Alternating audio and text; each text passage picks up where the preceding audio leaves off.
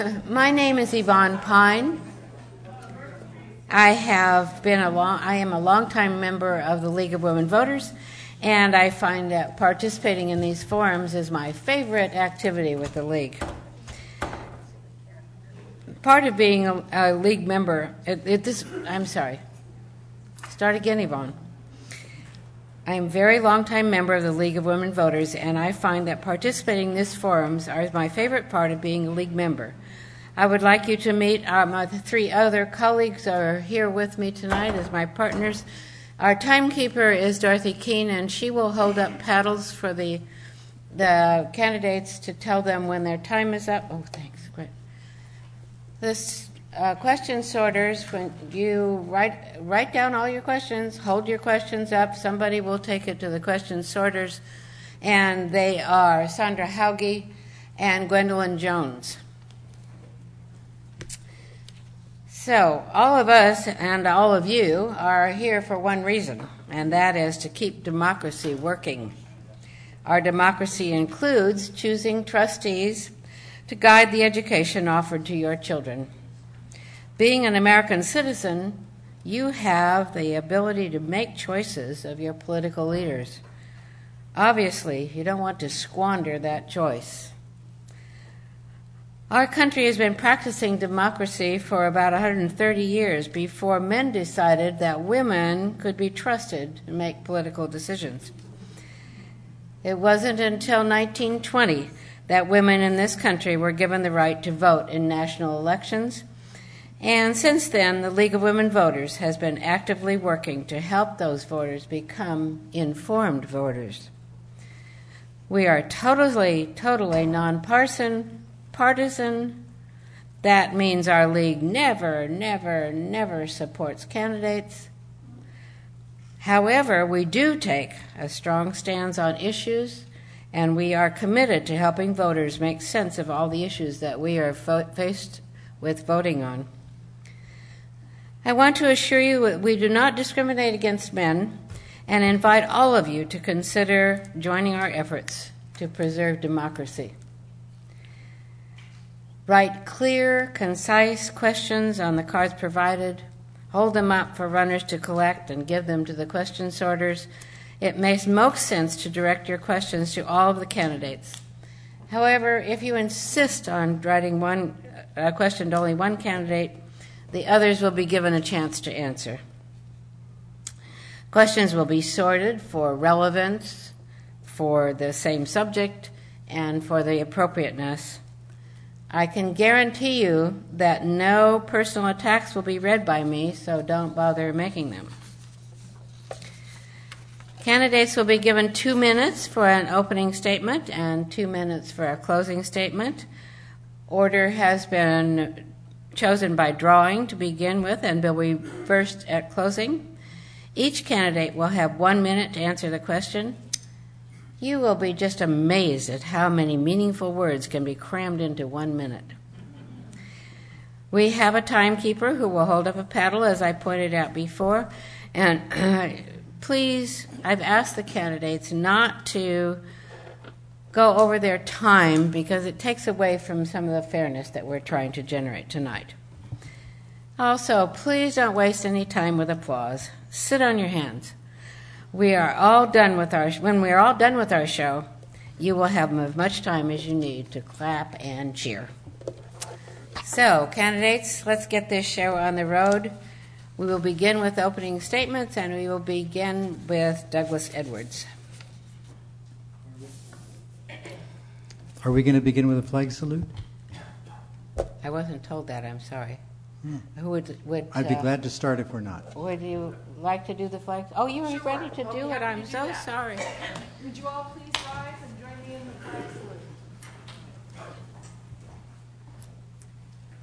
I pledge allegiance to the flag of the United States of America and to the republic for which it stands, one nation, under God, indivisible, with liberty and justice for all. Thank you. Thank you, and I apologize for not realizing you had that on your schedule. No problem. That doesn't count as my 2 minutes, does it? And it sure doesn't. It sure doesn't.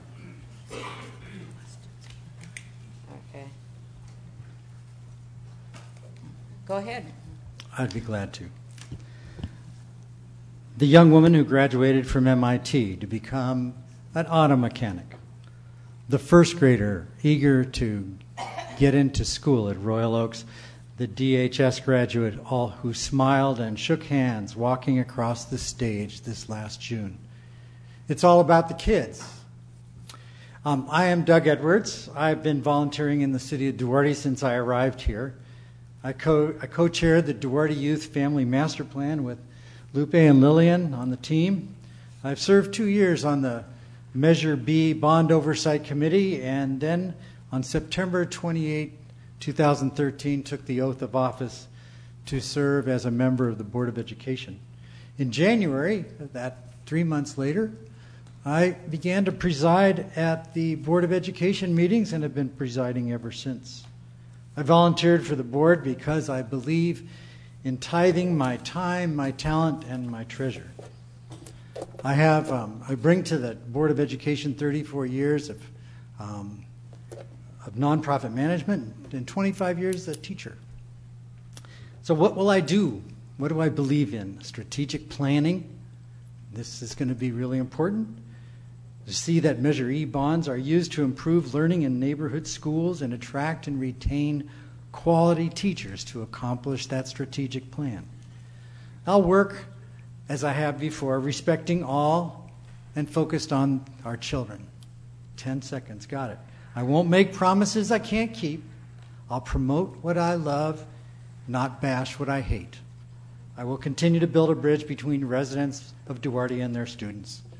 I would appreciate your vote. Mr. Reyes? My name is Tom Reyes. I want to thank you for electing me to the board in 2011. It has truly been a pleasure to serve you and our children for the past 4 years. I am running for re-election because I believe in our schools and the potential that exists. We still have a lot of work to do. We need to strengthen our educational programs, ensuring that teachers and students have the proper resources and textbooks needed to meet the current Common Core standards. Transparency, accountability, and fiscal responsibility continue to be an issue within our district. As a board member, I have requested to have agendas and minutes posted on the district website, only to be met with resistance. It is only now under the direction of our new superintendent that our agendas and minutes will be consistently posted. I have been an advocate of proper spending of the bond dollars. I have tried to monitor and ask questions about projects as they come up. I have asked questions about the bidding process and the order in which projects are to be completed. Although some bond projects have been completed, many have not. We have passed a bond for $62 million. We currently have about $33 million left. We have not completed many of the projects that you, the taxpayers, have approved, and there has been much discussion about building a new gym or event center at the high school. Putting that project ahead of the current projects that you approved, it was my recommendation to return to you, the taxpayers, for approval. That recommendation fell upon deaf ears. The 4 other board members, which includes Mr. Edwards and Mr. Dinsmore, opposed bringing the project to you, the taxpayers. A new gymnasium, although we are told may be costing $8 to $10 million, I believe will be more like $15 to $20 million. Once we have completed all projects approved by you, and if there is any money left over, that is the time to begin construction, not before. I have worked hard to address your concerns. I have advocated for children. I have raised questions. I was the only board member who opposed spending $38,000 on a coach for a principal that was only 6 weeks, which was a cost of $800 a day. This is not responsible leadership. We need a board who will be responsible and accountable to you, the taxpayer. Thank you. And Ms. Taylor?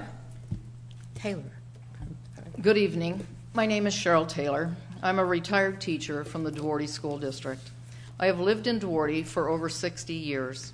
This is my home. Both my husband and I, as well as our 2 children, attended and graduated from Duarte schools. We're living examples of successful Duarte graduates.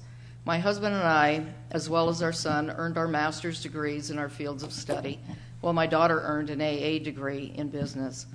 I have attended at least 98% of all school board meetings over the past 15 years.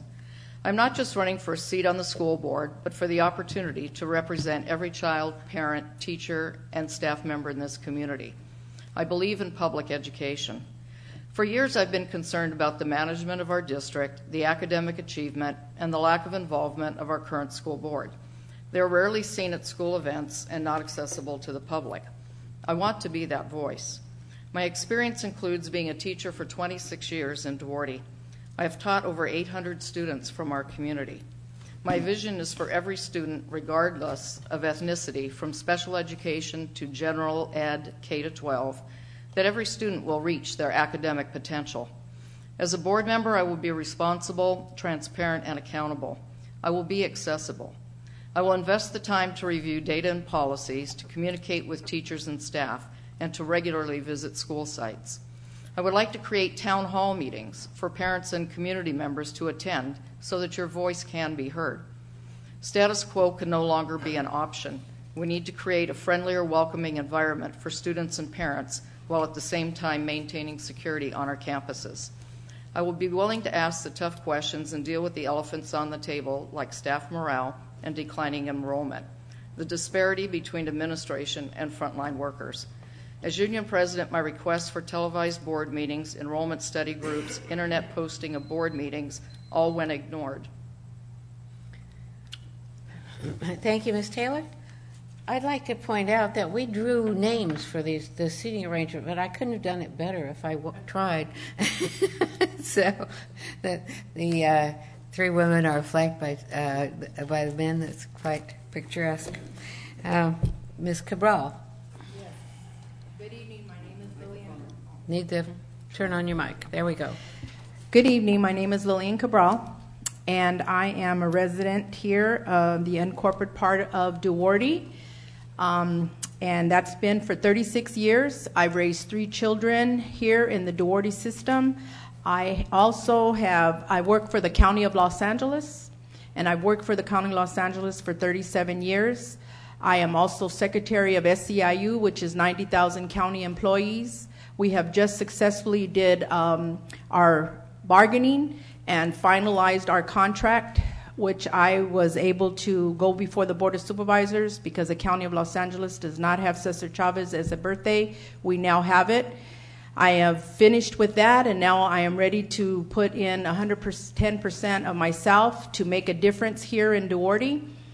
I'm also I have 5 grandchildren now in the Duarte system, and I have now decided that I am not going to idle anymore. I'm going to put myself to make a difference in this community for our teachers, for our children, for our classified, and those who are there for our children at all times. And I want to make sure that I'm there and I'm their voice, because the voice is very important to all, and I want to be able to be that person to try to collaborate and partnership the Unified School District and the City of Duarte Council elected to come in, put their heads together with the classified and the certified to make a difference in this community. Thank you.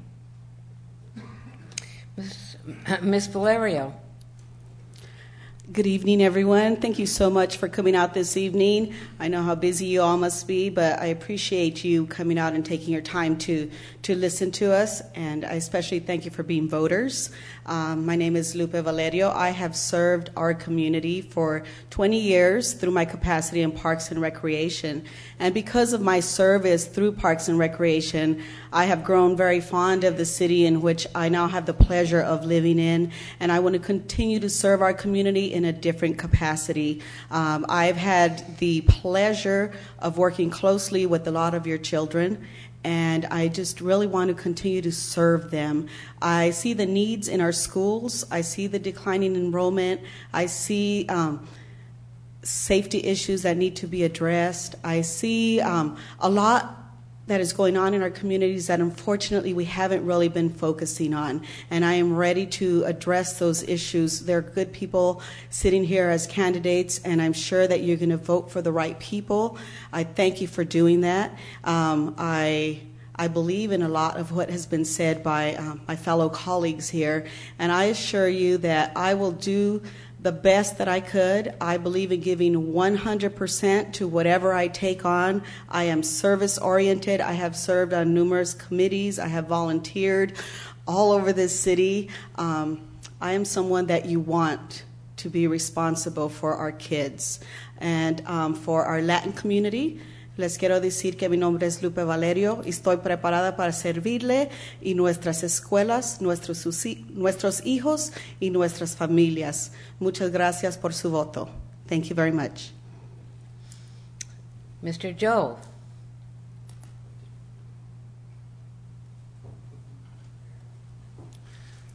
Thank you, Mr. Dinsmore. My name is Robert Joel. I am a 20-year resident of Duarte. My wife works within the district, and my son is a recent graduate of the high school. I have volunteered for many programs through my life in Duarte, and during this time, I have collaborated with staff and parents, and I have received valuable insight into some of the improvable conditions within our district. Students must be reestablished as our top and only priority. We need to have the full support of the board as well as the community. We must ensure we provide a solid foundation on each student's path to adulthood. For too long, our Board of Education has been disconnected from the community they represent. Community, parent, and student involvement must be a factor in maximizing the continued potential of our district. It is one of my goals to bring transparency and accountability to the school board. I will be a strong voice for the community and ask questions about the decisions being made. I will not simply vote with the majority or continue with the status quo. I have been in the construction industry for 30 years, with the last 14 involved in the construction of schools and facility programs. In 2010, the district asked the voters to pass a $62 million bond, and Measure E barely passed. While some of the promises made in regards to that bond have been kept, a large number are being bypassed for a structure that was not within the bond language and is not contained within the needs assessment or master plan presented to the voters. During a recent discussion with a district representative, I asked why these projects were not deemed priorities. The response I received was, would you rather spend bond dollars at a campus that might close in a few years, or would you rather spend the money on something that will be around a while?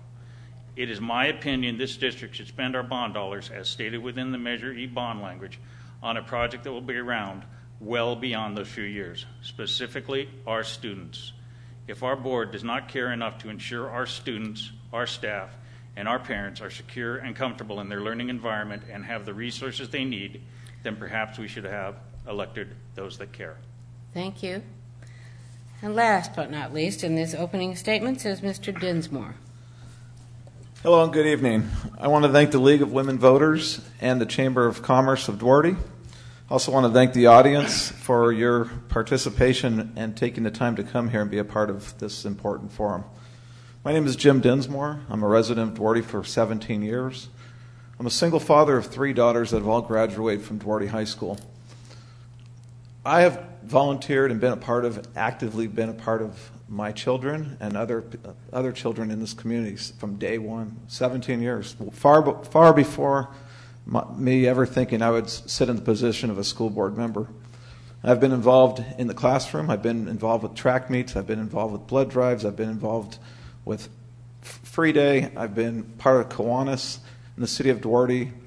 I've served as a public safety commissioner for a 4-year term, and then again now as chairperson. I have I didn't write a speech, though. I have a experience in law enforcement and also public safety. Our children need public safety. I'm also an advocate for the gym. I know some of my colleagues at the table here are not an advocate for the gym. I am definitely an advocate for a gym. We need to build programs. We also need to do it financially responsible. I believe the voters want this. I've spoken to many people. I believe probably 90% of the people in Duarte want a gym. I've gone to events. People want this gym. But we also need to do it. We need to do it with planning. We need to make sure we do. We need to put up the items that we talked about in the elementary schools. We've completed many of them that are not on the list, and we still have more to come. We have 10 more years of working on this. So we need to do it. We need to prioritize it and get communication. I also am a proponent of televised board meetings. I would like your vote. Thank you very much. Jim Dinsmore. Thank you, all of you. I want to make one announcement. Is everybody aware that this program is being videotaped and will be shown on television?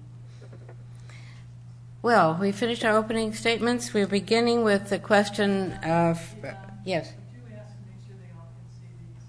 Oh, yeah. Do you want her to go move forward? Okay. Yes? Oh, somebody will come and get it. So the first question tonight comes from the Chamber of Commerce. For fundraisers, school groups often ask Duarte businesses for donations.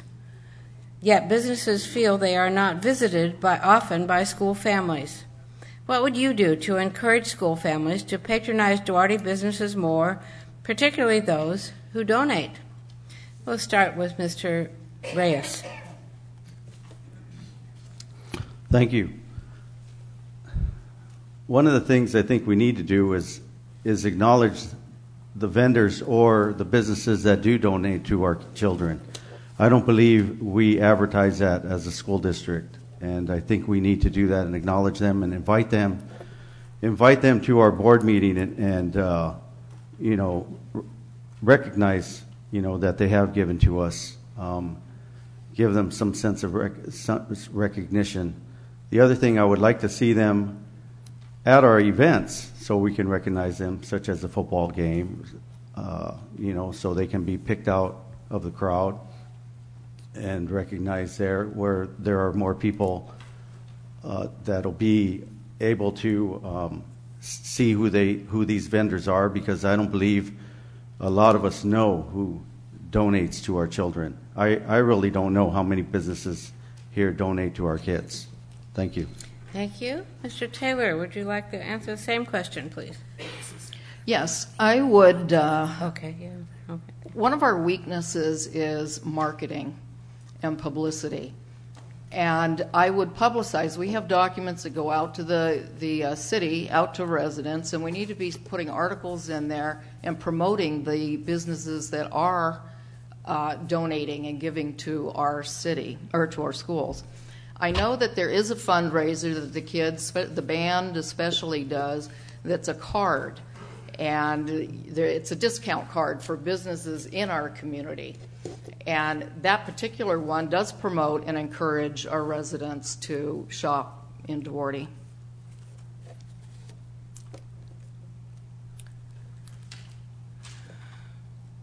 Next is Ms. Cabral, Lillian Cabral. Yes, I used to be vice commissioner of DYC, which is the Duarte Youth Athletics Club. And when we first moved here from the city of Pasadena, we joined DYC. And one of my jobs was being vice commissioner. And that means I had to go out and get donations from the community and those home business owners. And at that time, we used to have Columbia Bowl. We used to have Lacey's Pizza. We used to have all these things. We could go down to the Columbia Bowl and with our families and have a good day and spend our hard-earned money there. We used to have the markets enabled to go to, which we don't have anymore. So the biggest thing is, what are we going to do to draw the people back into the city of Duarte? Again, we have to collaborate and work with the city so that we can have ideas to bring these things back. I'm tired of spending my money all over Monrovia and Azusa and everything. We used to have the Big Sky. We used to have miniature golf. There was so many things that we had in Duarte that kept the youth here, that kept the families. So thank you. Ms. Valerio? Yes, I'm very fortunate to be in Parks and Recreation. Because of my position in Parks and Recreation, I actually reach out to our community and our businesses quite frequently. I do believe that it takes a village to raise our kids, and part of that village includes our businesses, and we do need to be a little more helpful in making sure that their businesses prosper and succeed. The Chamber does a wonderful job with the Hats Off event that they put on every year, and maybe offering a discounted rate to our students to attend. They can get out there and taste a lot of the good foods that we have available to them. That would be one suggestion. Just kind of thinking on a whim here. I'm sure if I sit and think a little bit more, I can think of more, but I would definitely be willing to embrace our businesses and bring them in and make sure that our children and their families frequent them. Mr. Joel, your answer to that question. I appreciate each of the responses we've received from my fellow candidates. They all have sound ideas, very good ideas. I'd like to mention that perhaps we could advertise the events, whatever its sponsor contributes for, on the marquee, get their name up there. One thing that the band does when they do their showcase is which is in November, by the way, for those that want to attend a great event. In the showcase flyer, they have advertisements, which works out really good. A lot of the local businesses have said that they appreciate having that advertising in there, and a lot of the band kids take care of it. It's really a matter of marketing. That is what we need. And Mr. Dinsmore? I'll echo that. I like all the things I've heard. I'm going to also go back to, I like the discount cards. I think that's a great idea. I've been a big part of that. It's an excellent idea. Gets all the businesses here. We can probably put 35 businesses and get attention for that. I also think that we need to utilize fundraisers in all the businesses. It doesn't matter if it's Starbucks or the Mexican restaurant or whatever it is. I think we need to get more fundraisers. That should be on every single event we have. I think we should also give anybody that's giving something. We need to give back to them by giving complimentary tickets to the games. We have an excellent volleyball team. Get them to go to football games, basketball games, track meets. We have to do that. We also need to let them. We should invite them to board meetings, let them speak, recognize them, and also create internships for our kids that get a chance to look at this type of career. They might like something that we have out there in our own community. Thank you. Last for this round, Mr. Edwards. What we're talking about is philanthropy, the generosity of our partners, and the current superintendent is very eager to build partner relationships with our many donors. We do have a lot of recognition going on within the district, but we need to be more organized in how we go about approaching and affirming our many people's giving. One of the things we need, we've already started, is improved communication. And some of you are probably already receiving the e-newsletter, which is beginning to communicate directly to those who are recipients. I think the other thing we can do is, as Tom has said, is to do more to listen to what they need and to recognize them. But one in particular might be getting emblems to where we're proud sponsors of Duarte Unified School District and building a partnership program. Thank you. There are a couple of questions here that concern declining enrollment. Our district's declining enrollment in part is most likely linked to our city's lack of affordable housing. What would you specifically do to address this problem, that is the problem of declining enrollment? And we're starting in this round with Ms. Taylor. I tried to address this issue when I was sat as president of the teachers union. I asked for a study group to sit down and look at our numbers and to investigate the reasons, and I was ignored at that point. We have to sit down, we have to look at the reason the kids are leaving. Part of what we've created is a dog chasing its tail. If we don't have, we need programs to attract kids. I've looked at the course offerings in Glendora, in Arcadia, and they're numerous. But if we don't have the kids, we can't offer the program. So we keep chasing and chasing and chasing. But we've got to get out. We've got to talk to the community. We've got to talk to the people who have left to find out why they've left. It isn't all the issue of housing. That is a part. I mean, I bought my house many years ago. My kids have grown and gone, but I'm still here. That's a piece. But I know that many of our kids leave for other reasons, and we haven't been willing to sit and discuss those. Thank you. Ms. Cabral. Yes. We have the problem because... I'm sorry. We have the problem because, we look at the kids now. We used to be CIF.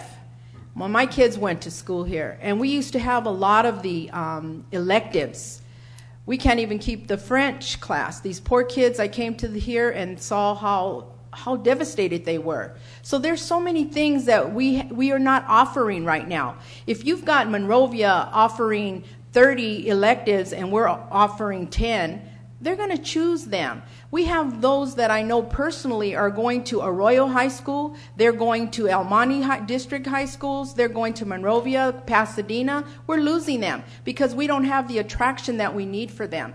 And this is what we need from the beginning to the end so that we can start getting them here and staying here. But the families need to be here also with the affordable housing that you just mentioned. We don't have that here. And they're going to go where there is affordable housing for their children, for their families, and for their money.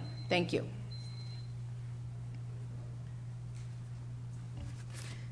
Go ahead, Ms. Valerio. Thank you. Yes, I do agree. We do not have enough affordable housing for our residents. I'm a mother of 4, 3 of whom are young adults, and it's a shame to see that my children cannot go out and live their lives on their own because they cannot afford to live on their own. I think building a partnership with the city and working closely with them, making sure that we bring affordable housing to this community is important. I know that that is something that was put on the table a few years ago, and unfortunately, some of the members of our community opposed it, which was very unfortunate. But I'm hoping that in the near future, we will bring some affordable housing to our community. Go ahead, Mr. Jobe. Our enrollment has declined by about 1,000 over the past 14 years. That's outrageous. We all know that. That is what drives our district, is our students, our ADA.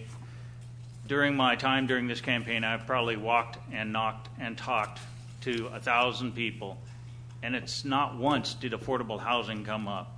Not once at all. What came up was lack of programs. The people don't feel safe here. The kids don't feel safe here. Personally, I know half a dozen families that have 20 kids, which equates out to, I believe, $180,000 that don't go to this district.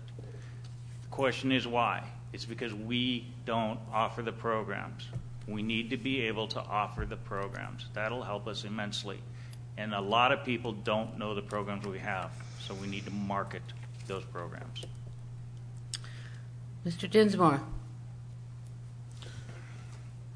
Declining enrollment is my number one concern. It's something I've talked about to Terry Nichols, our new superintendent, our Alan Musarino. It's my number one thing. We need to utilize a lot of things. We have the Gold Line. We have a lot of businesses here. We have the City of Hope. That is such an incredible thing in our own backyard, and we do have partnerships now, but we need to double that. We need to triple it. We need to get more people, more programs utilizing City of Hope, get that medical field bonded with our district in an area where people from Monrovia, Arcadia, they come to our district to want to be here. We need to create specified education. We need to attract people to have them come back here. We need to continue and build relationships. We need to promote college. We need to start in the 4th and 5th grade. We can't talk in the 10th grade about talking about where you're going to go to school. We need in the 4th and 5th grade. We need to start a plan for their career in the 4th and 5th grade. We need to market us. Mr. Edwards. At the State of the District this year at City of Hope, I named declining enrollment as the number one issue that we needed to face. Since before that, this district has been trying to get a handle on that, but we haven't done the study. This is one of the first things that the superintendent has already begun. As Cheryl has suggested, a citizens group has been established by the superintendent himself. In addition, the resources of a consultant is going to be doing demographic study. There are problems that we are not mentioning, that we are a part of the problem, that we're aging in place because we like this city, that we are landlocked, and that there is increased competition. We have some solutions, an IB program that is drawing people, a preschool program that's holding City of Hope people. A strategy will help us build an inclining enrollment program. Thank you. And last for this round, Mr. Reyes. Yes, everybody up here gave very good answers.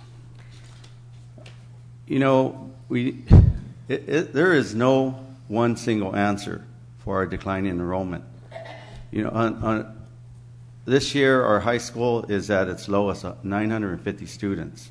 I mean, I was really shocked when I heard that. And unfortunately, like people had mentioned, you know, if you don't have the students, you can't have the programs, you know. And there's going to be a time and point where we're going to have to make an investment, provide those programs, and just take the chance, okay, so we can draw students here. And we're going to need to build trust with the community. We need to do some serious outreach. We haven't done any serious outreach. And I have walked around too and got the same answers. People, you know, safety issues, and they were talking about scores. Thank you. Thank you. Moving on to the next question, and Ms. Cabral, Cabral, you'll be the first one to answer this one. There are several comments here, and forgive me if I'm misreading these, that have to do with bond issues. And specifically as what do you think about these bond issues, and what do you think the money should be spent on? Well, the bond issues are good if they're accountable and if they're accessible to the needs of the community, the children, and what they actually were voted for. There's a lot of times where we find out where is the money going and who makes the decisions. Again, making those decisions for the bonds that come in are your school board. So we have to make sure that they are spent well and they are spent exactly what they were meant for. If we don't do that as far as the accountability, we need to have records on exactly where the money is going, where it's going, and have update at all times and be transparent on these bonds and the money that comes in. Thank you. Go ahead, Ms. Valerio. When looking at the bonds, decisions had already been made as to how those funds were going to be spent. As the years went by, some priorities changed, and I completely understand that sometimes that things like that happen.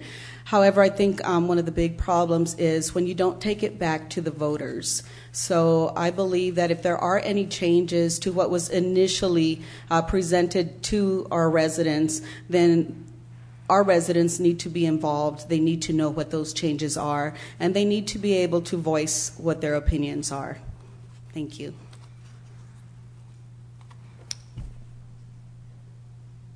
Go ahead, Mr. Job.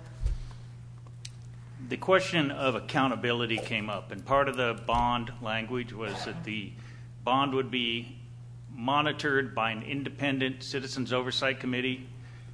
Over the past 24 months, we have not had the full quantity of COC committee members that we're slated to have by Proposition 39. We're required to have 7. They're required to meet certain criteria.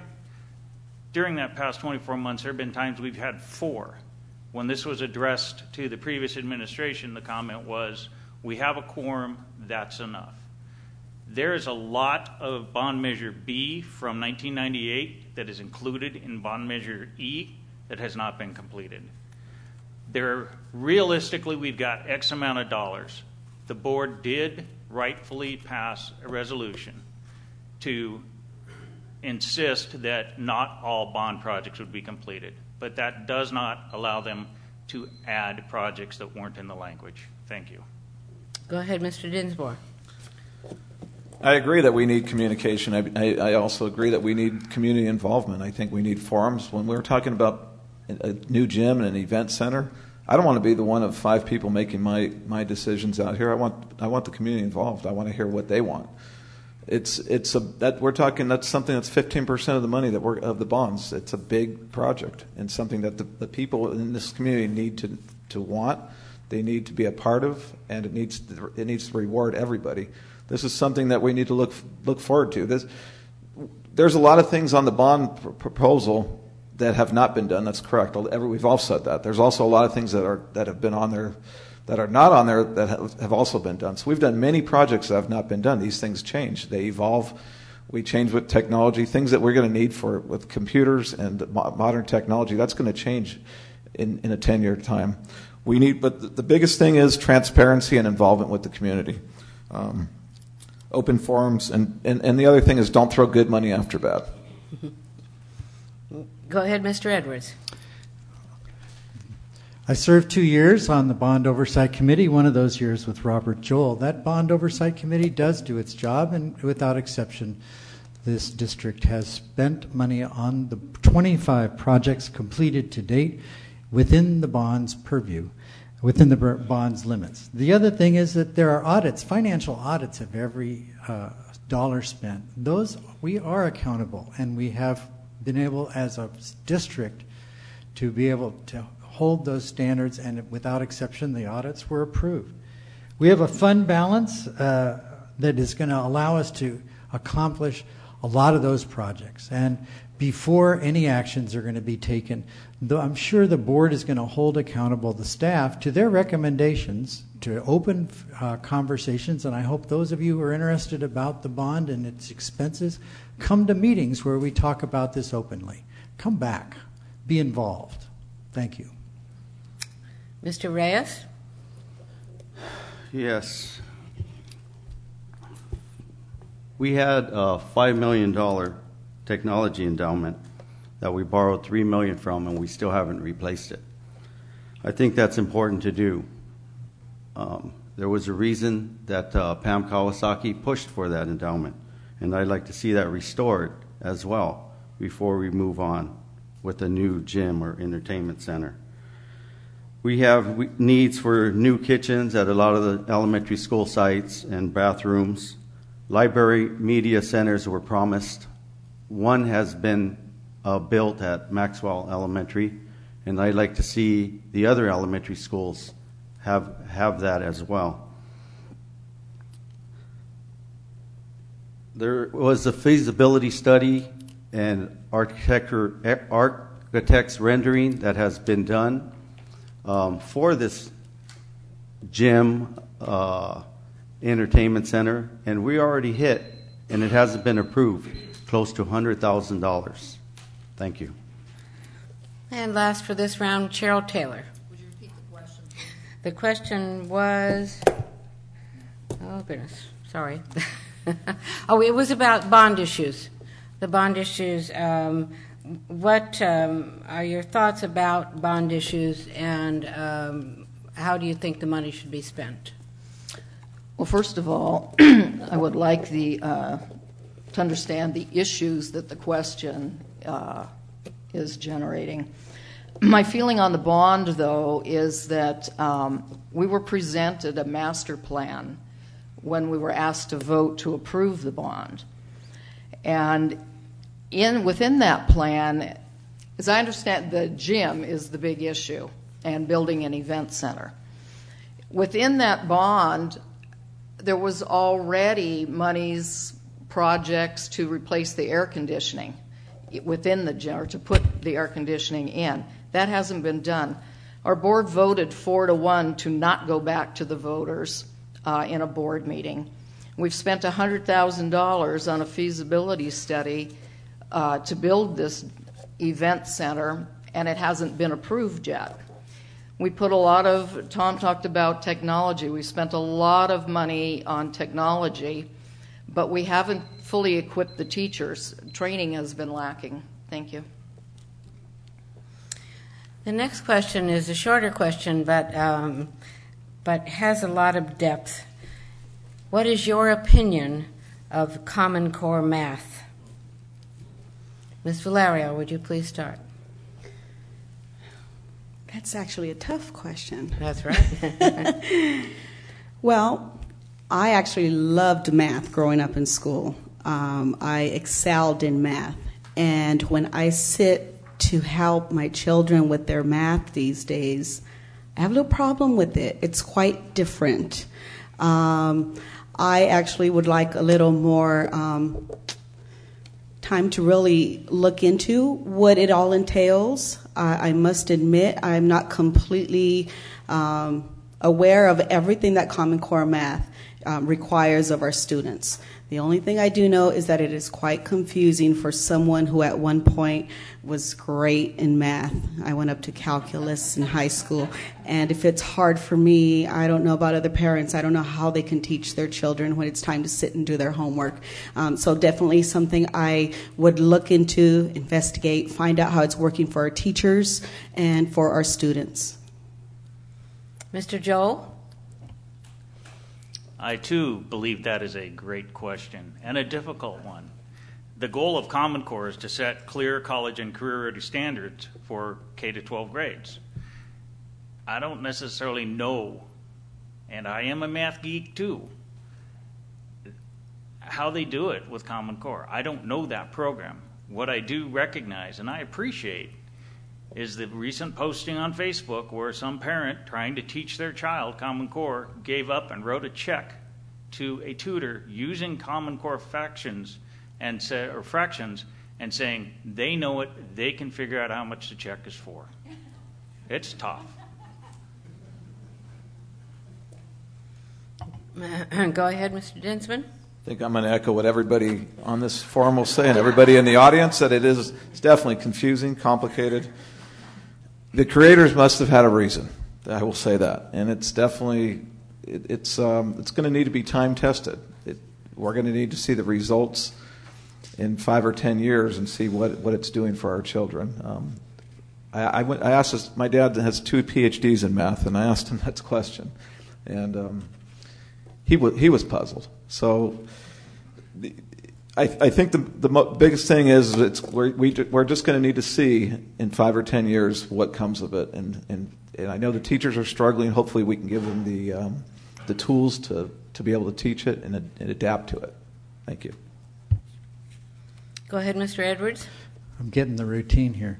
I think that the candidates are at a disadvantage about that question simply because they don't have access to the information that sometimes we as a board members get. But that kind of specific detail about math is there. It's just you have to ask the right people, and that's what staff's for. A lot of our questions as board members, we may not have the answers for. So we say, talk to the staff. We're not involved at that granular level. I happen to be prepared because we looked at some stuff and came prepared. So full implementation of the standards have been started in 2013-14, and curriculum's being rolled out over time. It's not fully implemented across all our schools. It's a challenge. The test scores are going to be bad because it's a new challenge. Common Core is going to be challenging the students beyond what they've done. It ain't over yet. It's coming. We keep working on it. Thank you. Go ahead, Mr. Reyes. Yes, thank you.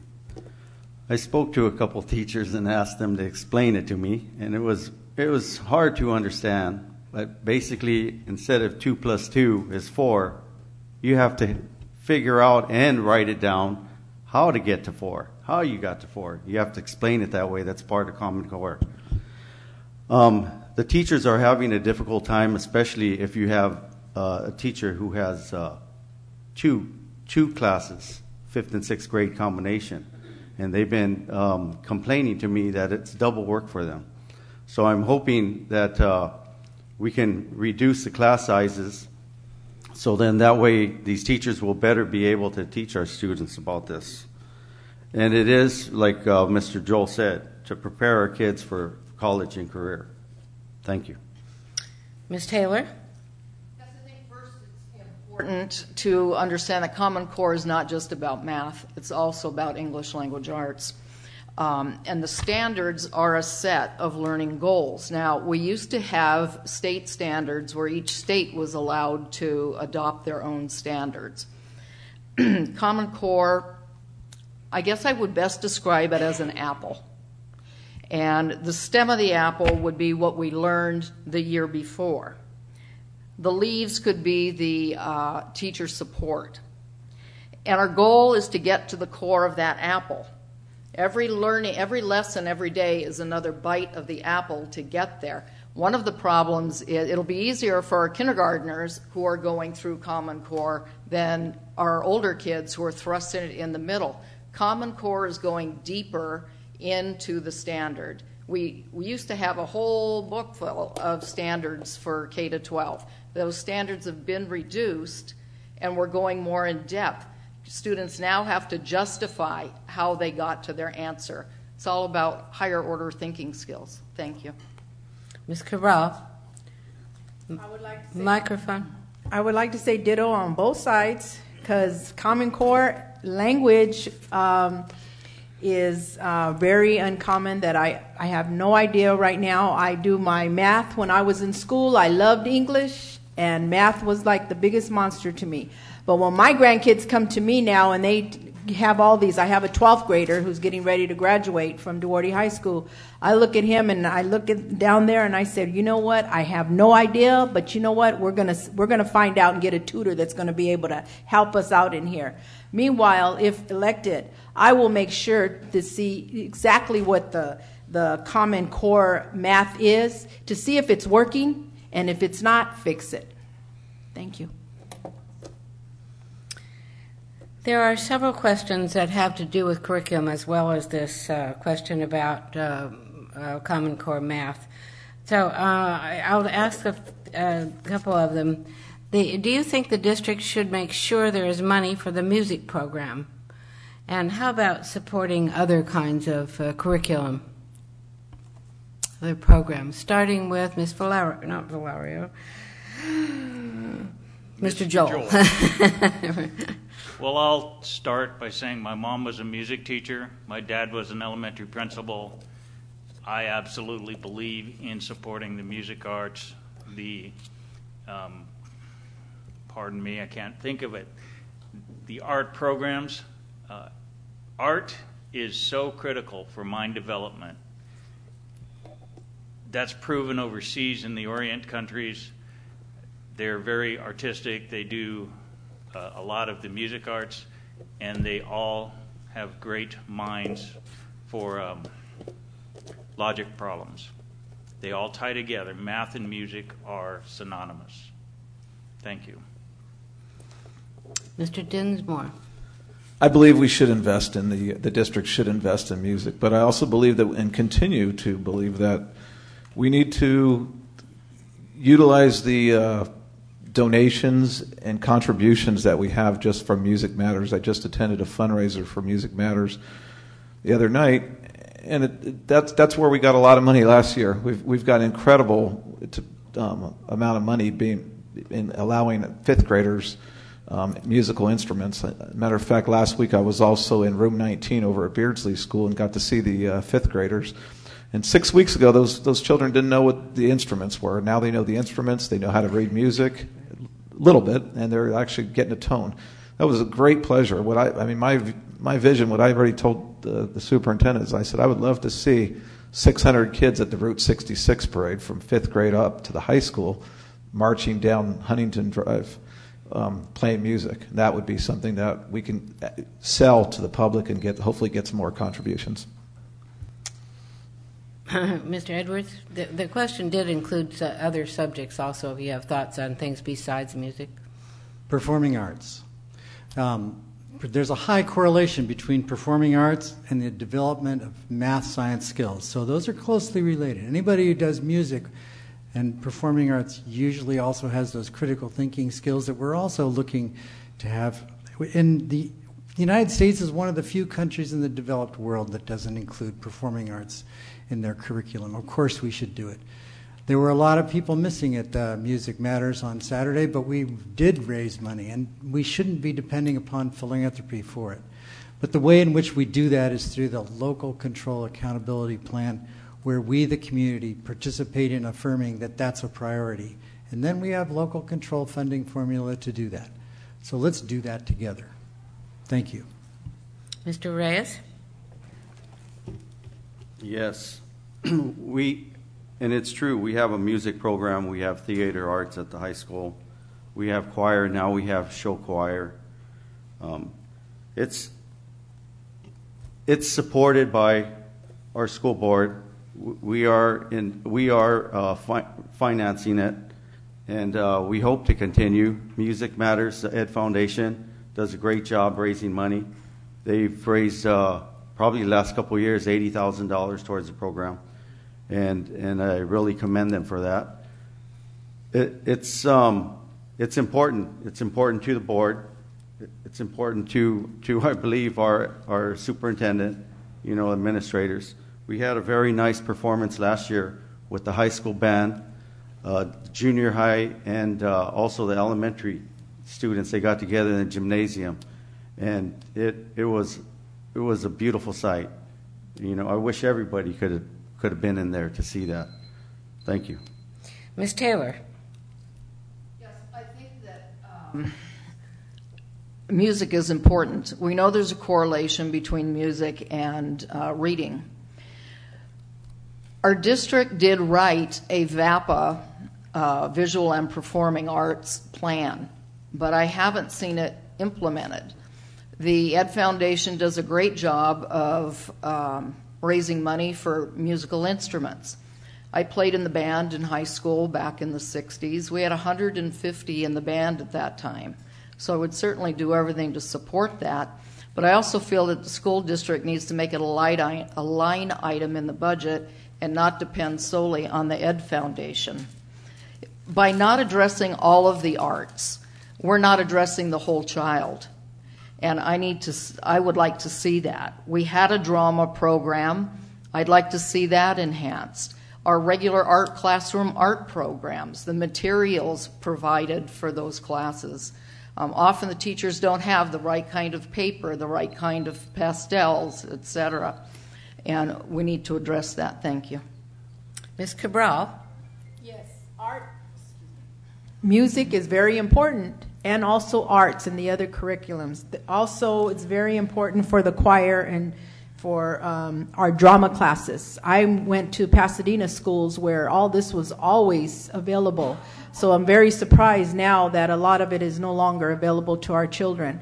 My granddaughter she came home running, and she was so surprised and happy and made me take her little picture that she did of a reindeer that her art teacher submitted to Pomona Fair, where she won an award. And she made me go take it to work to show all the doctors and the nurses at LECUSC and made me put it on the big old board because she was so proud of that. So, yes, I am very much so for monies to go to the arts with music and the drama, choir, and the art classes. Thank you. Ms. Valario, last one for this question. I definitely believe that Duarte Unified should invest in the arts, which includes dance, music, theater, and visual arts, particularly because I believe that the rise in anxiety and depression in our children is because they're not being allowed to express themselves. They're not being allowed to feel like they can be a part of their school in doing the things that they enjoy doing. So we definitely need to focus on making sure that these services are available for our kids. We also need to look at different programs that will entice people to come back to our schools. We have kids leaving our schools because they don't feel they're being challenged enough, and we need to look at that and bring those challenging courses and academics back into Duarte to increase our enrollment. Thank you. Thank you.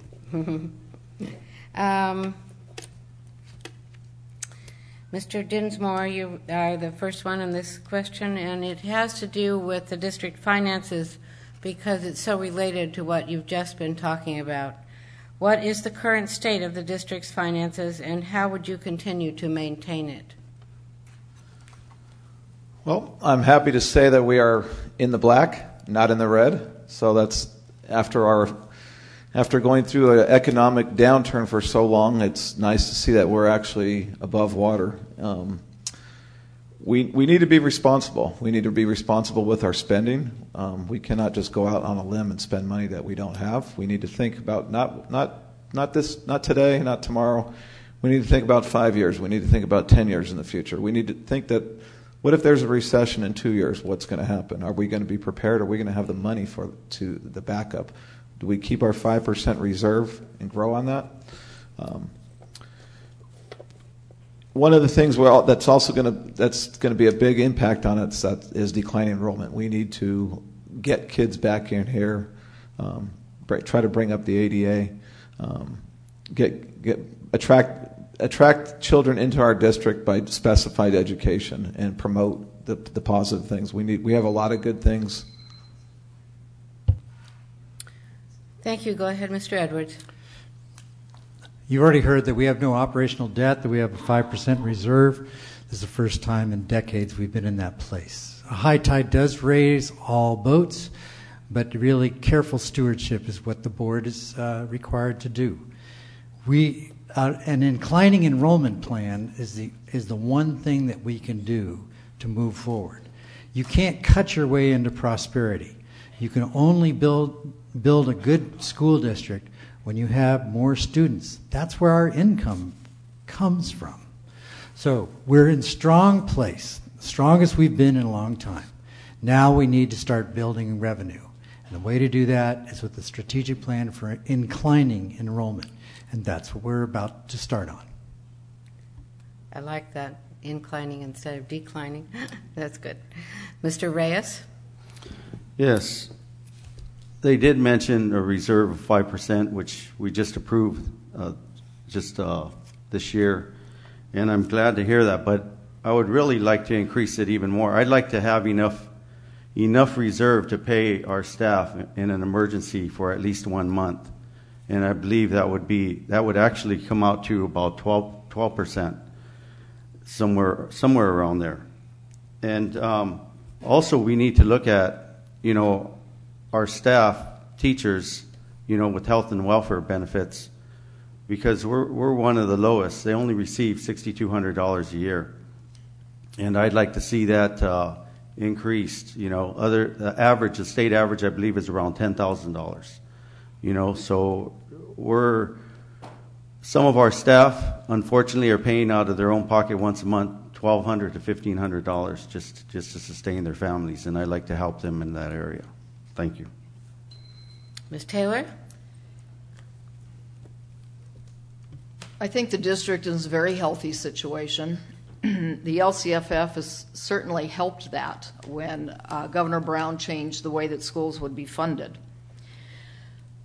Currently, we're receiving $9,000 per student. That's a lot of money. One of the issues that was mentioned is how we're spending that money. And if we're spending $38,000 for a 6-week coach, I don't think that's responsible spending. 4 years ago, maybe 5 now, when I became the president of the union, all we heard were cries from the district, there was no money, there was no money, there was no money, yet we found the district really had a 27% reserve at the time. Currently it's 5%, the law requires a 3%. I think we need to be certain that we have a reasonable reserve. We need to make sure that we're responsibly spending and investing in our students. Thank you. Ms. Cabral? Yes, the district finances. That's a good Mike? The district finances, that's a good question. As we know, we've left it upon those that we voted for to make sure that the budgets are met and all the money is spent on where they should be going, to the schools, to the faculty, to insurances, to the children. And I think that, again, the accountability and the transparency needs to be out there for the voters to be able to come and see exactly what's happening with the finances that are going for the schools itself.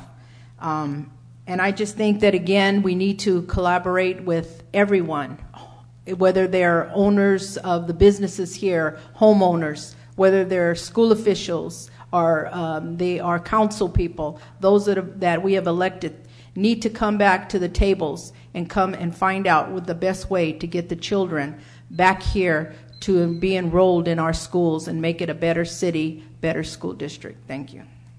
Ms. Valerio? 5% in reserve sounds like a really great amount, but when you start looking at the needs that our school district has set forth, and you've heard some of those needs now, that can be dipped into very quickly. Definitely working on bringing in programs that are going to attract the students and working on building on that reserve is essential. Making sure that we are increasing the number of our students and providing exactly what our parents are looking for is important. I believe that 5% can be dipped into very quickly. I do believe we need a healthier reserve than that, especially because we're looking at bringing new things into our school district to improve it all around. Thank you. Mr. Joel, you're the final one to answer this question about finances. I find it interesting that, whereas I'm pleased, I find it interesting and ironic that district is in black now, not red, versus last year. Why weren't we in the black last year? I just find that interesting. I would like to see that we spend a little more money on our teachers. As Mr. Reyes said, I'd like to see we get a little more money in our reserve. As my wife works for the district, it's nice to know we got a little bit of cash. But for too long, our teachers have been the lowest part of the scale in San Gabriel Valley. Yet our administrators have been the highest part of the scale in San Gabriel Valley. Maybe we could use that black to our advantage. Thank you. Thank you. The next question I want to ask is a little bit convoluted, but it's important to ask these kinds of questions, and it has something to do with the perception of the community to how the school district is run. And this is the question. Our elementary schools allow 3rd and 4th graders to come to school with their hair dyed. We have junior and high school students dressing very inappropriately. When are we going to start implementing some rules of structure so we can focus on academics?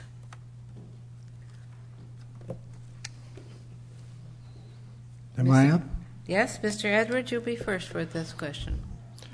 Dress codes have been a part of public education for years, and the challenge goes between the extremes of uniforms, where we just don't have to worry about it, versus purple hair for kindergartners. And that's going to be an ongoing debate. Discipline, I think, is the bigger issue, and that's what we're tackling. Zero tolerance policies in our district are reducing some of the fear that goes on in schools. Staff training and counselors being challenged to be involved with their students more. Recent legislation passed by the governor will be challenging our school counselors to be more engaged.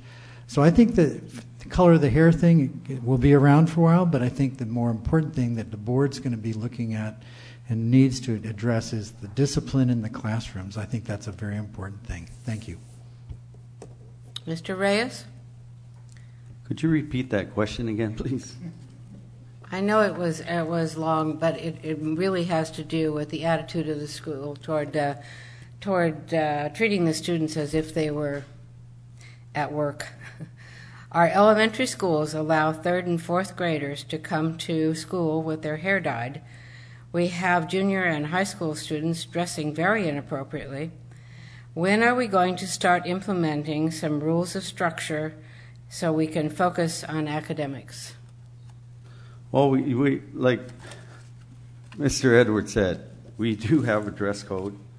It is enforced. Sometimes there are kids who squeeze by and are unnoticed.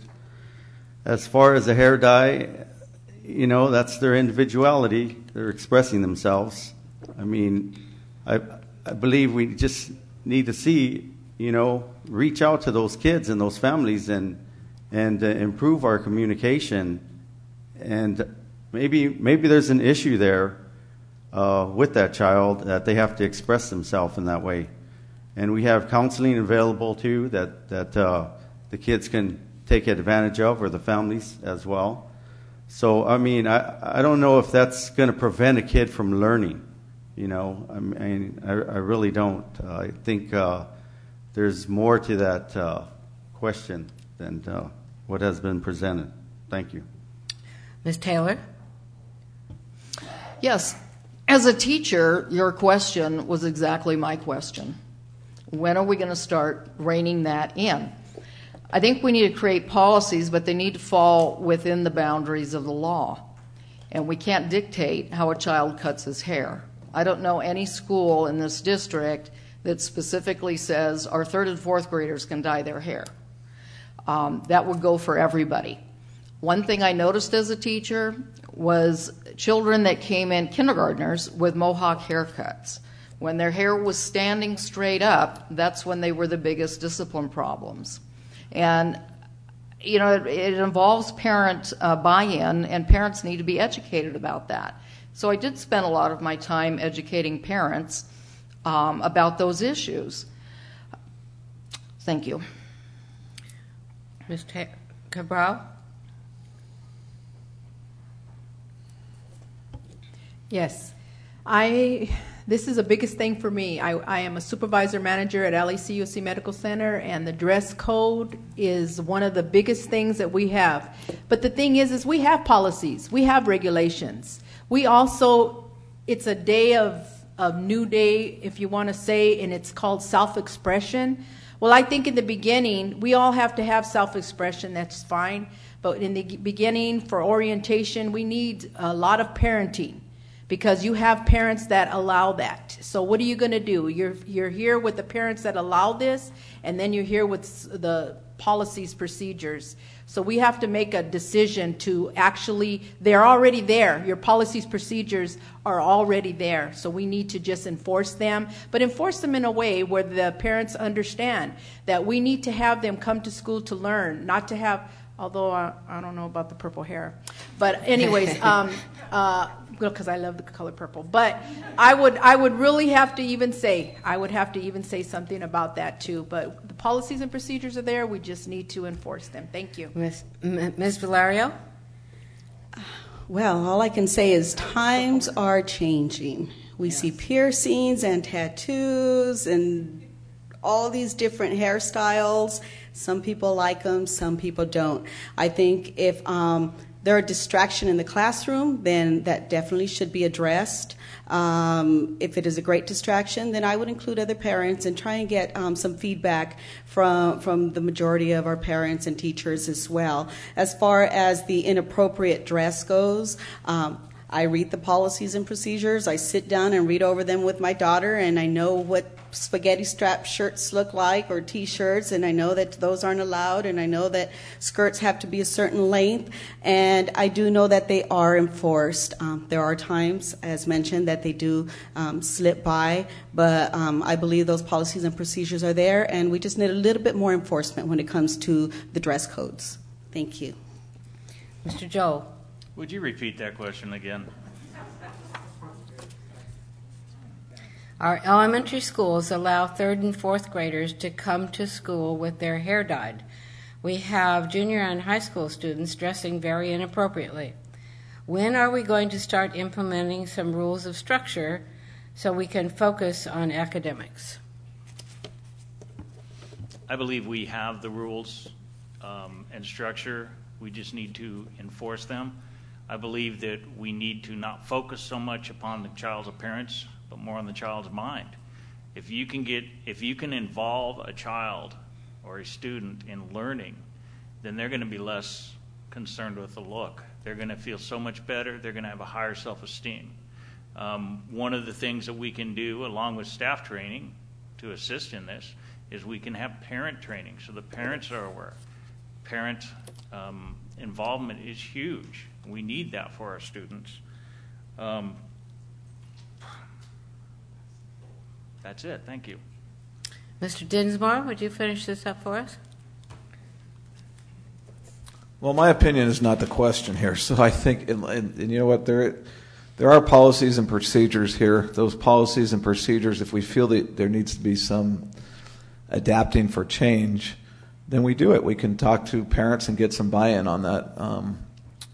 I think I agree with everybody here. The times have changed. The hair, the tattoos, the things like that. As long as it's not detracting from the education, that's the biggest thing. One thing I'm going to say is whatever it is, whatever enforcement is, it needs to be equality across the board. That's going to be a number one thing. You have to go. It can't be okay for one person, not okay for the other. So whatever policy and procedure we decide on, let's stick to it. Let's go with it, and focus on education. Thank you. The next question, we'll start with Mr. Reyes. The question is about the relationship of a school board to teachers. Would you comment on how you think that should be? What relationship your school board should have with teachers? I think it should be an open relationship, and I have a good relationship with the teachers due to the fact that I've had 3 children go through the system, and I've been volunteering ever since my son started in kindergarten back in the 1990-some. He graduated in 2006, and I haven't quit volunteering. I'm still volunteering to this day, and it gives me an opportunity to speak to the teachers and the parents and the staff, which gives me valuable insight. So open communication, I believe in it. I believe that all the board members should be doing the same thing. Thank you. Ms. Taylor? Yes. I believe that the board needs to have an open dialogue with the teachers and the staff. They need to be out talking to them, finding out what the issues are in the classroom. The board needs to make sure that teachers have the tools and the materials that they need to be successful. We need to maintain and create an open, transparent communication with with the teachers. The board needs to start listening and being responsive to those needs. I'd like to see a true collaborative relationship built between the board, the teachers, and the staff. Thank you. Ms. Cabral? Yes, I think it's very important that the teachers and the board come together again as collaboration and also as partnership.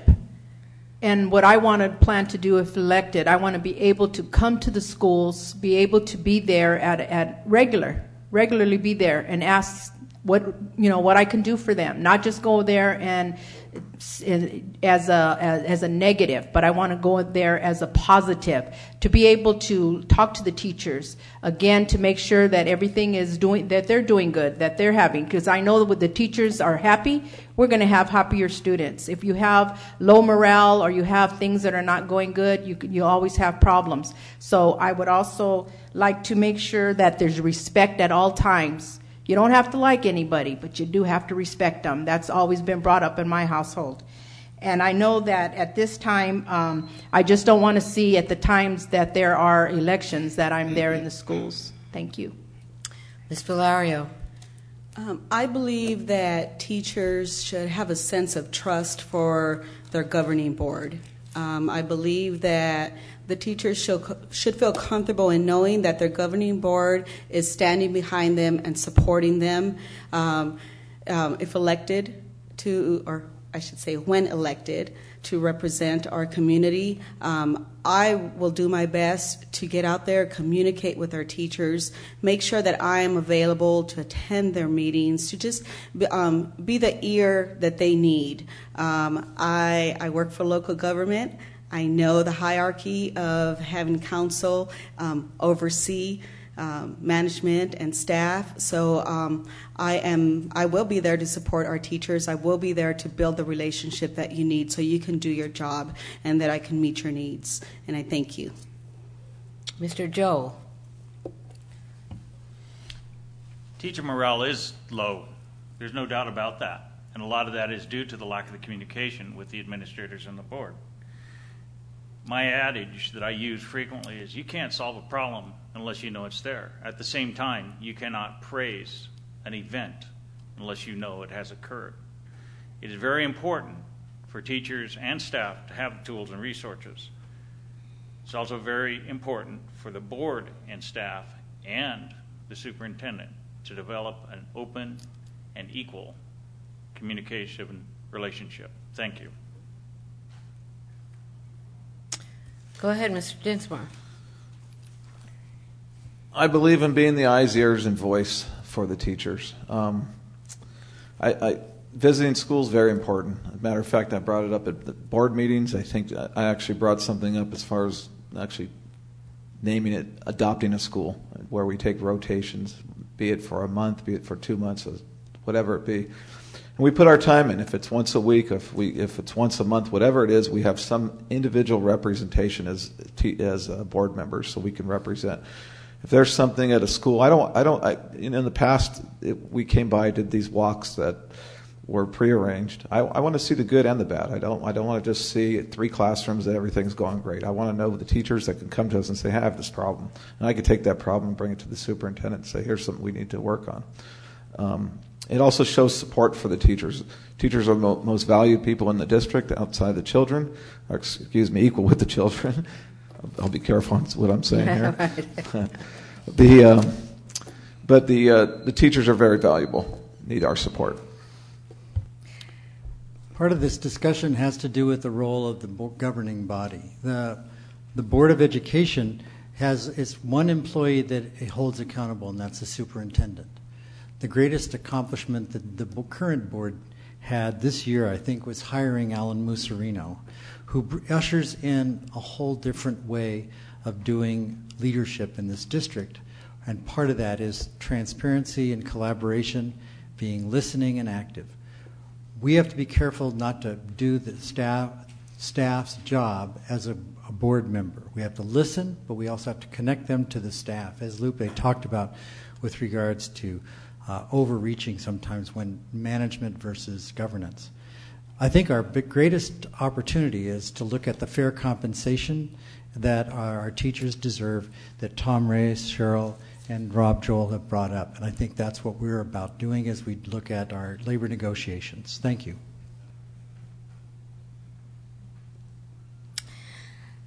We've come to the final question before our final statements. The last question that involves allows you to include a lot of what you've been talking about: communication with parents, communication with teachers, communication with the community in general. How would you work to improve the image of Duarte Unified School District? Ms. Taylor, you can begin. Yes. How would I improve the image of the district? Yes. Well, first of all, I don't think that our image should be our primary focus. Learning and what goes on in the classroom should be our primary focus. If we have addressed the issues, then we're doing our job. If we just want to make a building pretty, that doesn't affect the learning inside. I think that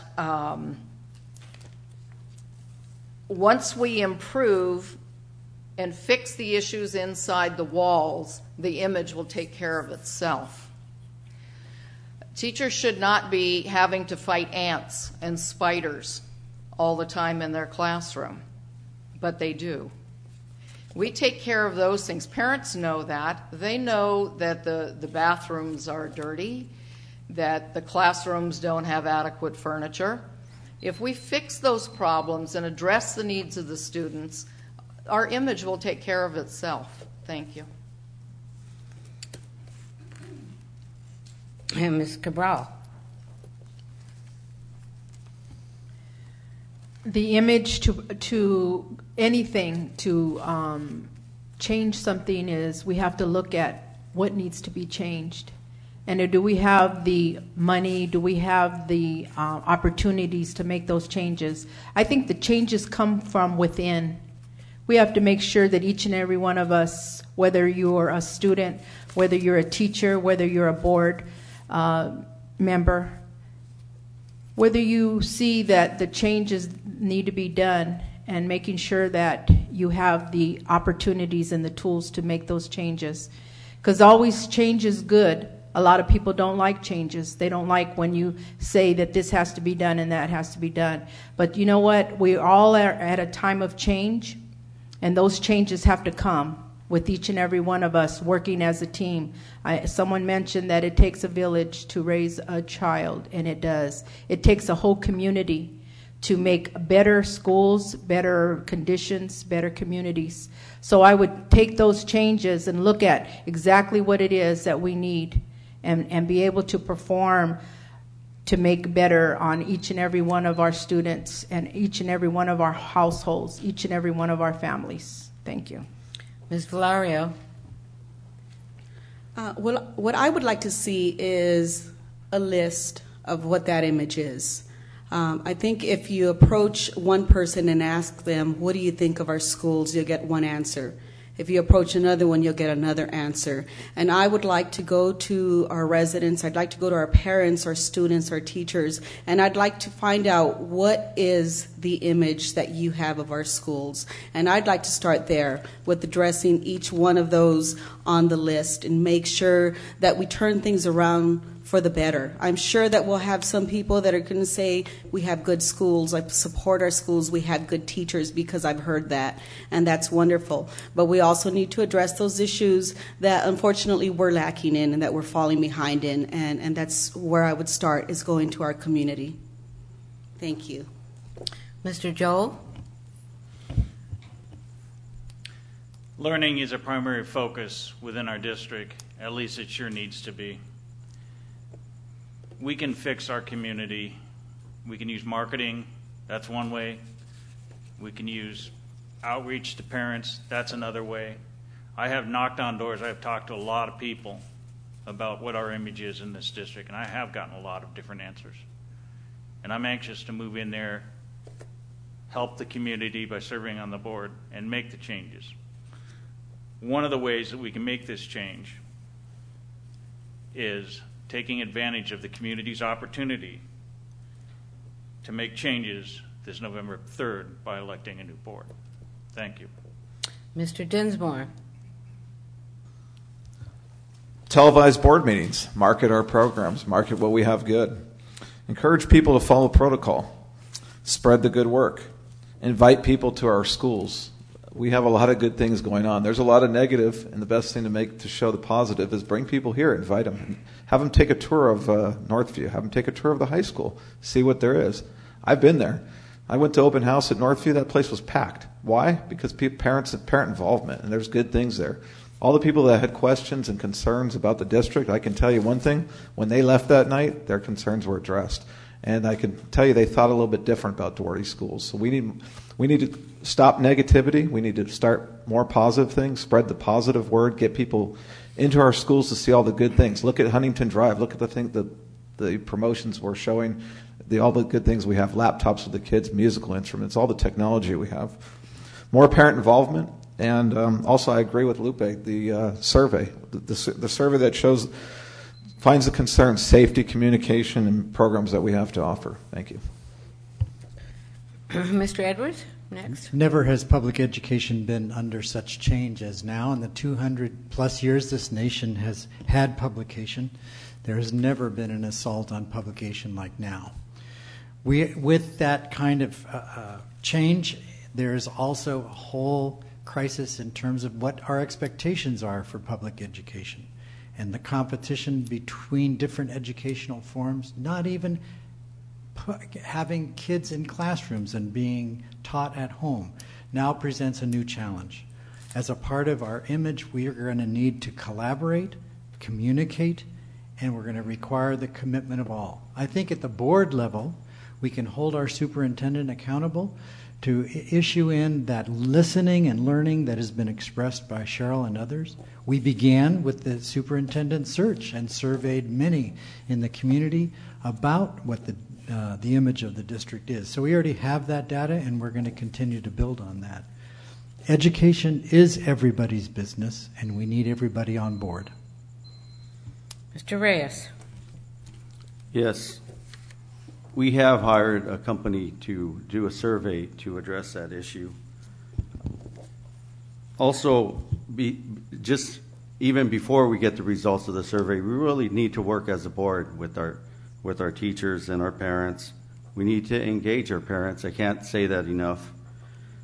we need to collaborate with our teachers. How else are we going to know what they need? The morale is down, and we need to really, truly be sincere and let them know that we do support them. I don't feel the teachers feel that the board totally supports them. And that's one of the reasons why, I'm glad that there's so many people up here running for school board. Because hopefully, there's going to be 3 of us out of here who stand out amongst the crowd and will be able to do the job that needs to be done. Thank you. I said that that was our last question. However, it is still early, and my question sorters have given me some other ideas. So, if you can stand one more question. This has alludes to actually what Mr. Reyes just said, and that is that why do you want to hold this job, and what would make you stand out among the rest of the candidates? And please include, because there are several comments here, please include your feelings about cooperation between the school board members.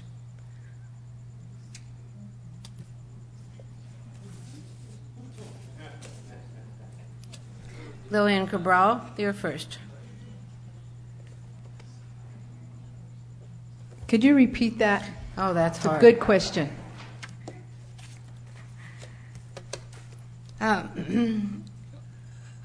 There are several questions here, and I'm trying to combine them all. So, what should the qualities of school board members be? What would make you stand out within those qualities? And are you willing to make comments about school board member cooperation? Apparently, there's been some dissension in your school district because the questions reflect that. Well, first of all, my experience working and being on a board, I'm on an executive board, and I've been there for 10 years. And you're always going to get, dissension, you're always going to get separation, you're always going to get things because everybody is been brought up in different cultures, different ways on growing up, And so when you come together, you're going to have things that are being brought. But one negative doesn't make a positive. So negative is never going to be good for anyone. And I believe that we all have to work together as individuals because you got to remember who puts us here, the voters. Who depends on us, the children. Who thinks what is going to happen with their even lives is the teachers and those that work for us, which is from custodian all the way down to the health aides. We have to be able to change that image. And in order to change that image, we have to start all over again. Thank you. Ms. Valario? Okay, this is a long question. Why do I want to hold this position? I want to hold this position because I am a public servant. I enjoy serving my fellow man. I believe there has been injustice done to our children by not providing them the education that they need, and I want to be part of giving them the education that they need and that they deserve. I believe our kids have stopped dreaming, and I want to see them dream. I want to be part of that. I believe some of our teachers have forgotten why they took on a teaching position, and I want to be there to remind them about that. As far as how I stand out, I believe I represent a majority of our students and families. I am bilingual. I am ready to speak to our parents. I am ready to reach out and meet those needs that they feel that aren't being met. As far as the board, I believe that we need to work together as a governing body. We need to be able to accept constructive criticism. We need to focus on our children and come to conclusions that work best for them. Thank you. Mr. Joel. So why do I want to become a board member? That's the question. That was part of my answer. Really? I want to help balance students' lives. I want to ensure that we have teacher equity and staff equity. I want to ensure that our bond is managed to the way that the taxpayers voted. I want to ensure that our board policies are available to the public. I want to make sure that those policies that are changed reasonably and are publicized. I want our district not to be closed doors with a closed mind and with an overgrown administrative staff. I want to support our new super without having the influences of the old. I recognize the good programs at the high school. I recognize the good programs at the elementary schools. I recognize that we are a diverse community and we need diverse representation. Thank you. Mr. Dinsmore. I've had the pleasure of serving this board for the past 10 months, and it's an honor. Kids are number one. As a single parent that devoted his life to his children, that's what I've done. Not only to my children, but to the other children in this community. As far as coaching, I've coached many children, been able to be a voice and an ear for the kids. I love our community. I want to see it succeed. I have a vast experience regarding safety and management skills, and this is a business. It's not one thing. It's not looking for it's not just the children. It's not just the teachers. It's not just the infrastructure. It's everything. You need to look at every component of it. It's giving back. I want to represent everybody, every single part of Duarte and the county area. I want to be part of the solution, not the problem. We need to learn to agree to disagree, and I also I look at myself as a thing of Elmer's glue. We need to work together. Instead of being divisive, nothing gets done. Studies have shown that a strong board and parent involvement make a successful district. Thank you. Mr. Reyes? No, I'm mean sorry. You I mean skipped Mr. you. Edwards, I know. I meant Mr. know. Edwards. Thank you. I wanted this job because I wanted to serve this community like I had the whole time I've lived here. I don't have family who are employed in this district. I'm not doing it for that reason. I did it because I wanted to volunteer and lead. I have 35 years of working in nonprofit management, and all those nonprofit organizations thrived while I was there. I'm looking to do the same here with the gifts that I have. I think in terms of the collaborative nature of the board, we've made some strides. It is difficult, and we're only going to accomplish stuff working together. This 5-member Democratic board will only accomplish great things by working together. And it's been said by Jim, and I'm sure others will say it, that it's with the practicing respect and mutual compassion for each other that we'll be able to get the job done. Thank you. Mr. Reyes? Please repeat the question. I knew you were going to ask me to do that. Yeah, I tried to combine some questions that were asked about being a board member. What are the qualities of a good school board member? Why do you want to hold this position? And are you willing to get along with other board members without bad-mouthing them? I believe the qualities should be honesty, integrity, high moral values, accountability, transparency, and being fiscally responsible. I'm a parent who would like to finish what I started, and that was to hold this board to being accountable and to bring transparency to this board, televised board meetings. I'm glad, like I had mentioned earlier, that now the agenda is up online. Okay, I've been trying to get that since I first got on almost 4 years ago. You know, when I asked the board, it was deaf ears that I spoke to them about, and I was told that it was going to cost too much money to do that. Well, come to find out, it ended up saving us $8,000 to $10,000 a year, which I'm happy that the superintendent took it upon himself to do that for us. Thank you. Ms. Taylor?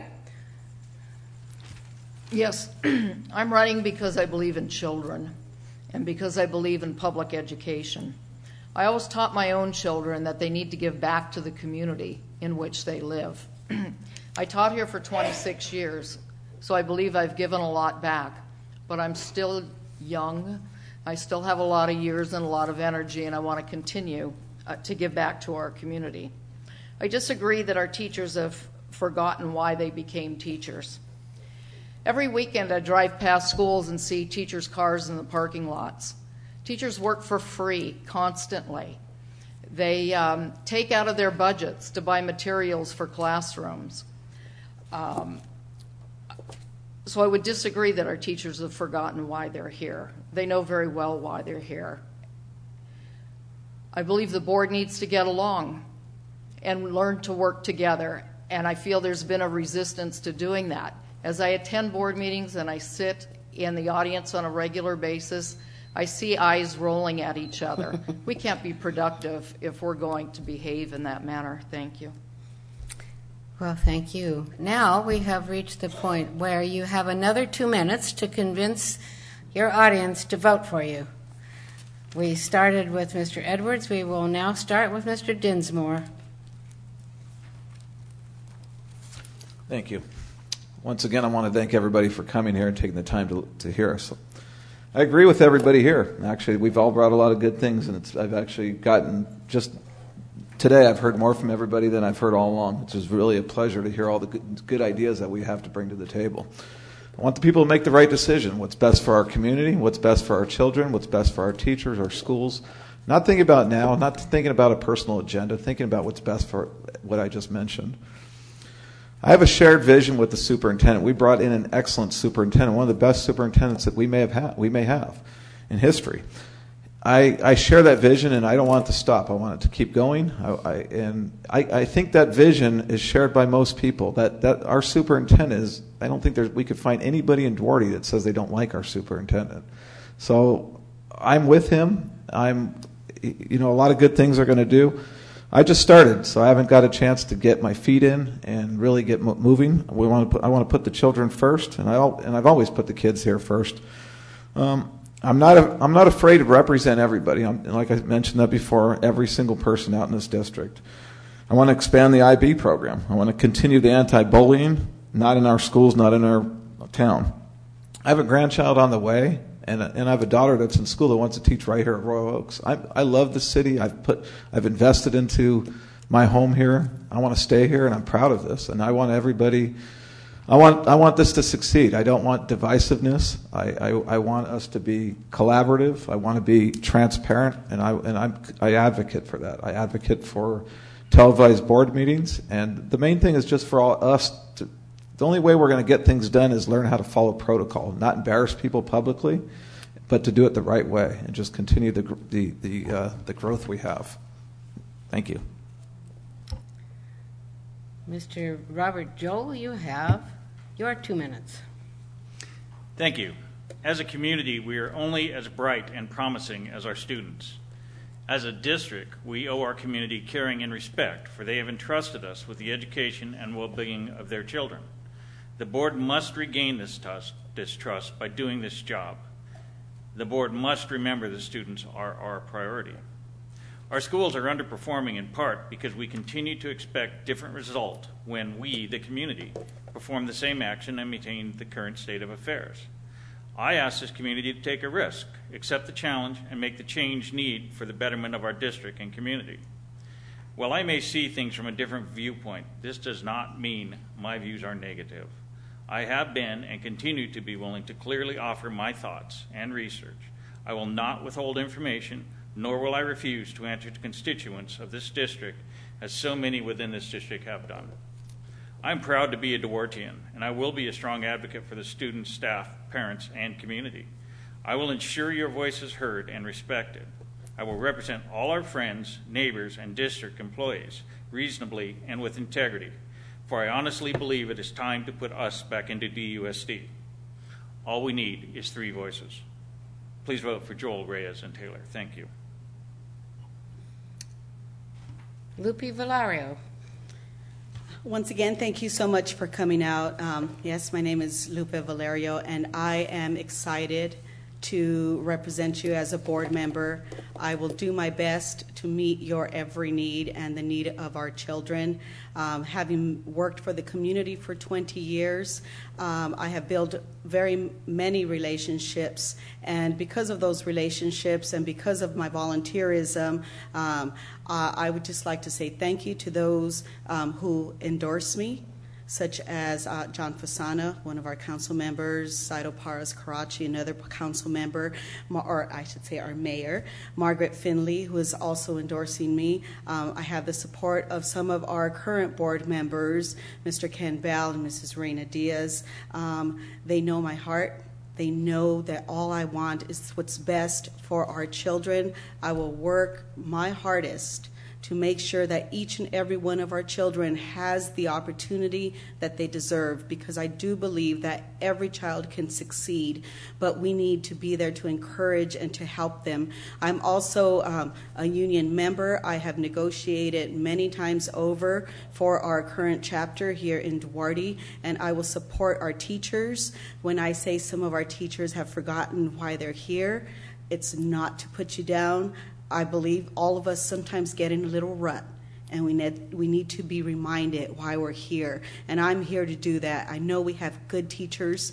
I know we have students who are eager to learn. I know that we have geniuses amongst us, and I want to make sure that we dig them out and that they make our future for our country better. And that's your vote is what's going to make a difference. So I'm asking for your vote for our country and for our families, and I thank you. Ms. Lillian Cabral. Yes. Thank you. Thank each and every one that is here today.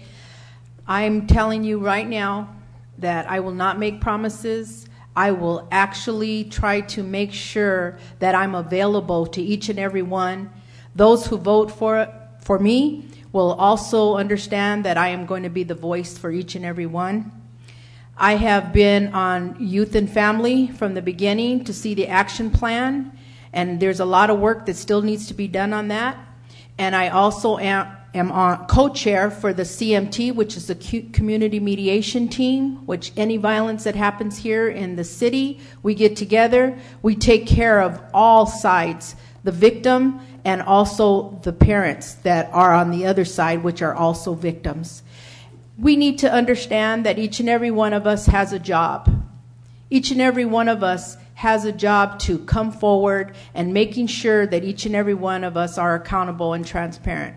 But, you know, it's really important that we come with our things that are bothering us, our issues, but we also have to come with resolutions.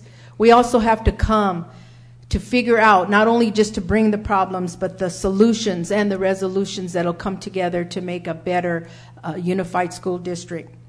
We also need to come to making sure that if I am elected, I will be your representative, I will be your advocate, I will be your voice for your children, I will be a voice for the teachers, those who teach our children, which are the classified and also that are certified, and also those who are there that care for our children, that meet them in the morning, that take care of them, make sure they have the nutrition, make sure that their little boo-boos, when they get a boo-boo, they go to the health nurse and being taken care of from the time they leave.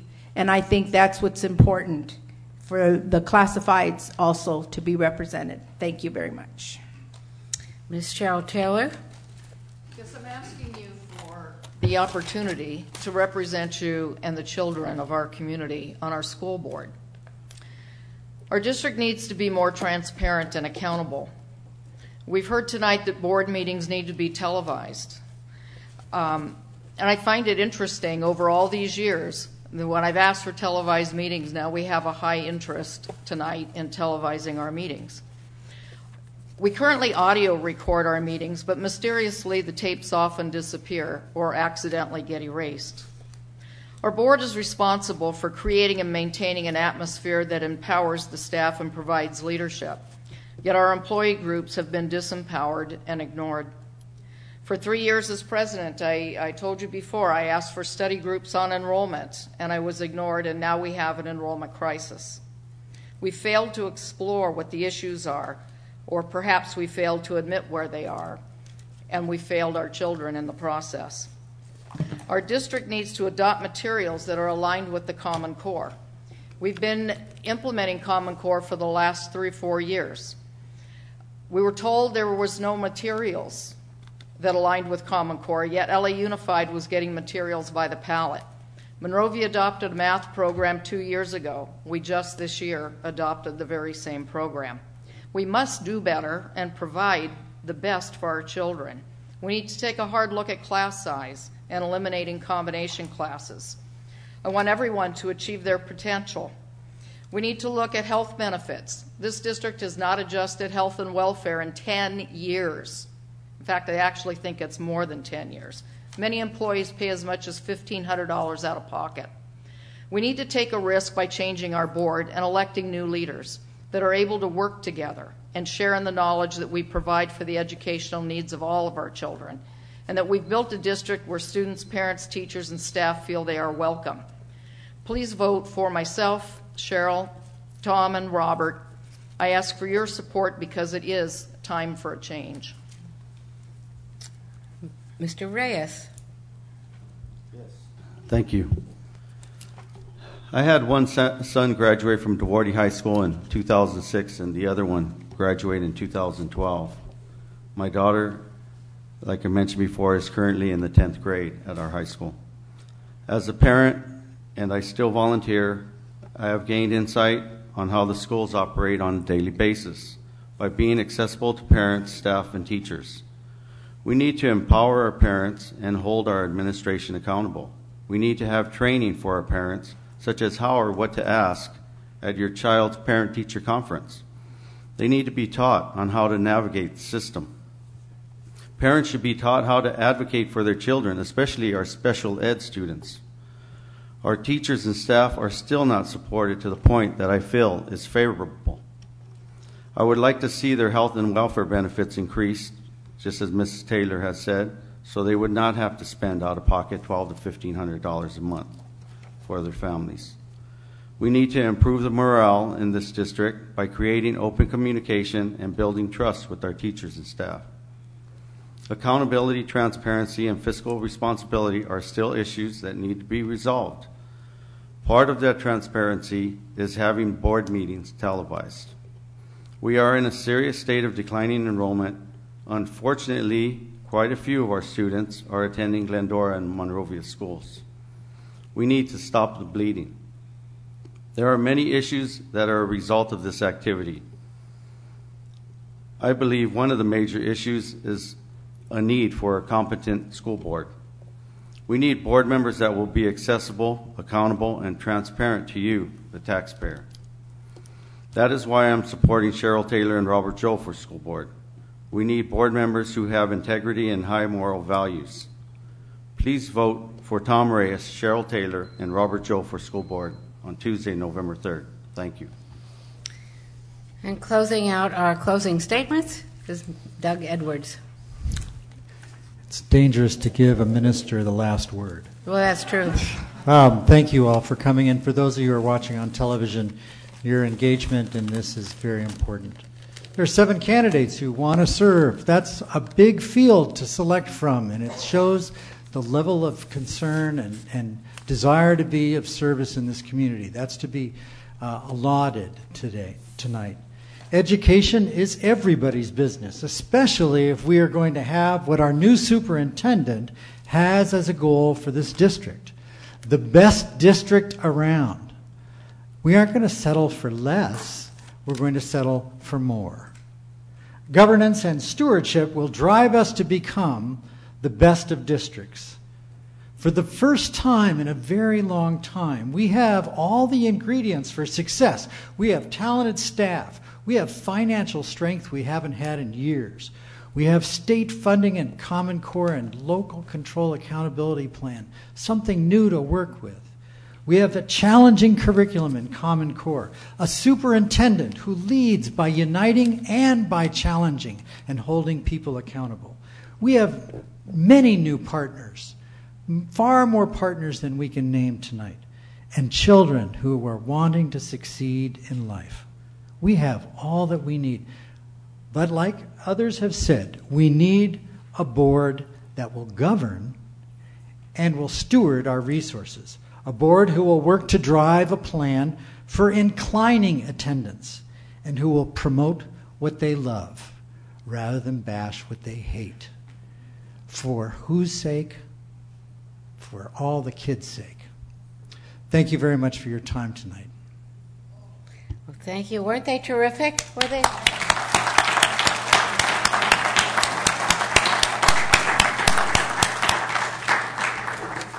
Well, you only have one thing left to do. Election Day is November the 3rd, and you're not allowed to miss it. Thank you for being here.